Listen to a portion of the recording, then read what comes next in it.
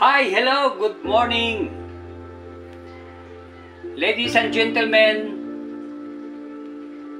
magandang umaga sa inyo. 7 habits of highly effective people ang topic natin ngayon.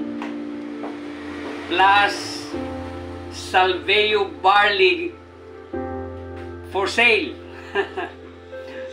Bili na po kayo o kaya mag-in kayo para magkaroon po kayo ng lifetime discount at lifetime din na pagkakakitaan. Dropshipping po tayo plus MLM. Okay, 7 habits of highly effective people. Lahat naman tayo nagkakamali, pero pag mayroon tayong mindset,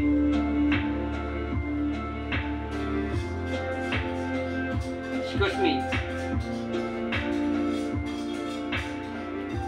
pag mayroon tayong mindset na halimbawa 7 habits, then nakakapag-isip tayo kung ano ang dapat natin na responde sa bawat sitwasyon ng buhay. Ayan. So, what is the first habit of highly effective people?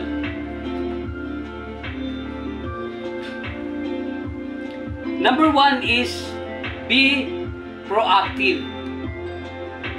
Mayroong illustration roon si Stephen R. Covey na wala sa ibang mga hayop. Tayo lang ang pinagkalooban yan. Ano yon?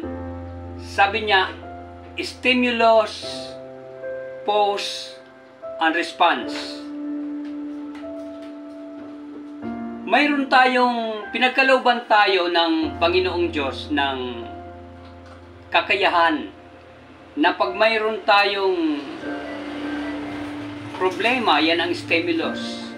Mag-isip muna tayo, pause muna tayo, hindi karakarakang nagre-respond. Stimulus, pause, response. Di ba? Pag mayroong problema o anumang sitwasyon, pwede tayo muna mag-isip kung anong dapat natin i-responde. Di po ba? Number 2, begin with the end in mind. O anong mga values natin? Yan ang mga nasa end o dulo ng isip natin. Ako, halimbawa, ang values ko ay pagsamba sa Diyos or worship service to God. Number 2, yung aking mga handog or offerings. Number 3, ang aking kalusugan. Number 4, ang aking pamilya. Number 5, ang aking paglilingkod sa aking mga supplier o sa aking mga kapatid sa iglesia. So, alam ko ang values ko. Pag nagkasabay yung dalawa, alam na natin ang dapat unahin. Di po ba? Number 3,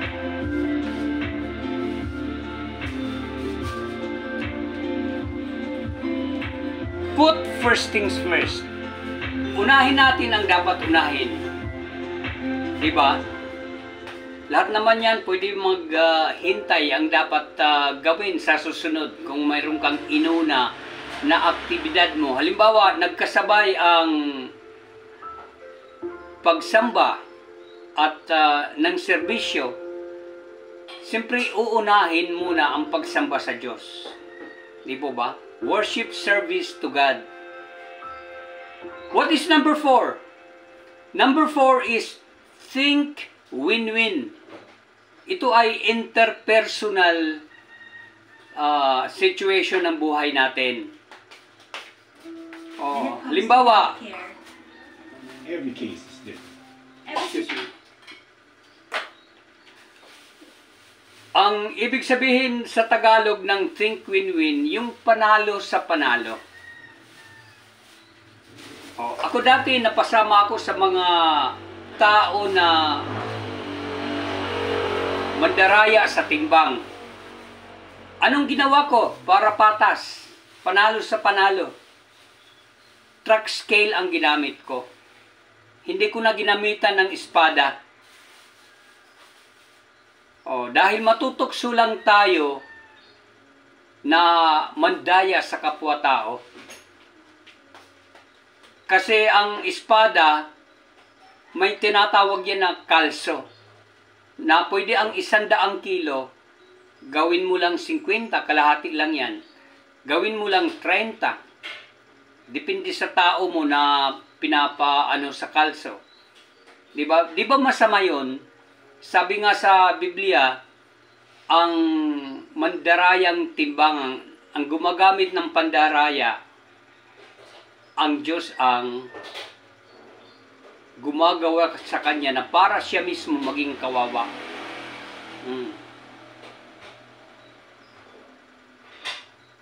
Number 5.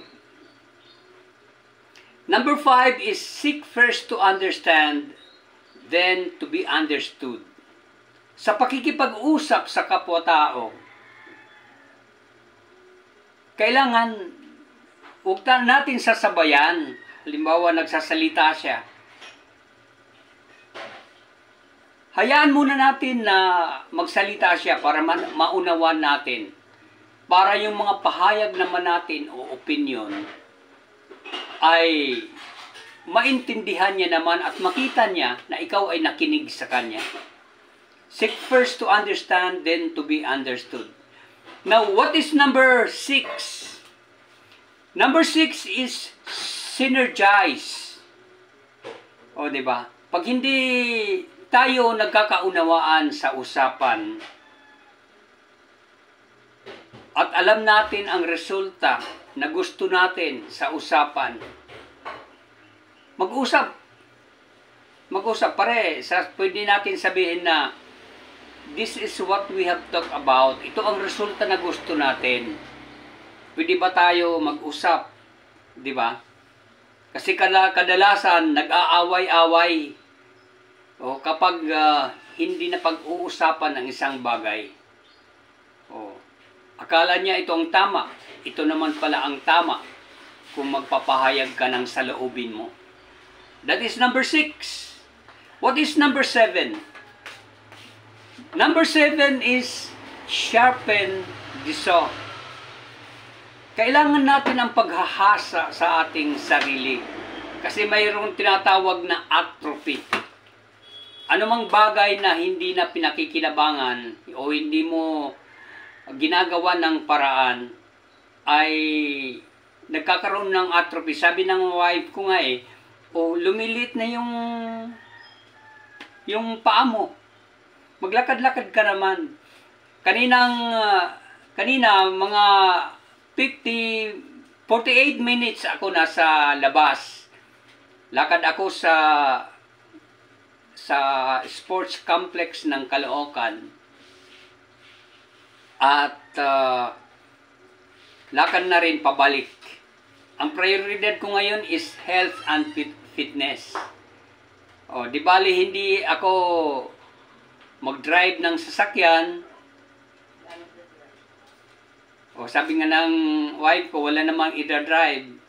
Kasi i-dispose namin, 12 ang sasakyan na i-dispose namin at priority namin ang maglakad. Diba? Exercise natin. Sharpen the saw. So, that is 7. Those are 7 habits of highly effective people. Dito sa Facebook, i-tap nyo lang ang see more space. Dito ko isusulat, diyan ko isusulat ang 7 habits of highly effective people. At doon naman sa YouTube, itap nyo lang ang comment section, makikita po ninyo, nakasulat roon. Sisikapin ko na maisulat ko. Those who want to message me for Salveo or TPC Salveuel team. Touch my icon, don't forget, at mapupunta kayo sa aking profile. I-message po ninyo ako roon at sisikapin ko makapag-respond sa inyo. Thank you kay Brother Rolando Garson. Kagabi, nangako siya na kukuha siya. Ibinigay ko sa kanya ang website ko para sa produkto. Hihintayin ko na lang bro ha. Maraming salamat at na message ko rin ang aking anak at ikinorek na ako na hindi si Mike Plania ang aming tinutukoy, kundi si Mike Malana. Na isang diamond na kachat ko dahil dito sa vlogging ko. Maraming salamat sa inyong panunood. Thank you for your time watching. Have a nice day. Take charge. Bye-bye.